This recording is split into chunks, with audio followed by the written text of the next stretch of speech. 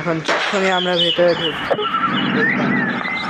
কোথায় এসে পড়েছি ভাই। আগে দূরটা সরায় নেই, খুব বেশি ছোট লাগতেছে। এই জায়গায় আমি কবরস্থানে আছি। ভাই ইগনোর করেন, আমার ছোট ভাই এটা। এই দেখেন ভাই, আস্ত একটা কঙ্কাল।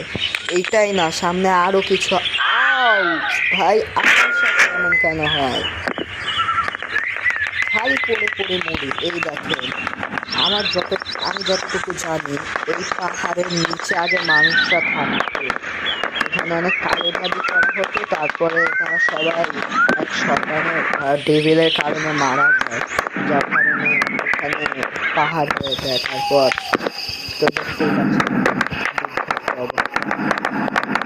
বাহিরে যাওয়া যাক এখন। এবার আমরা নেক্সট লোকেশনে যাই,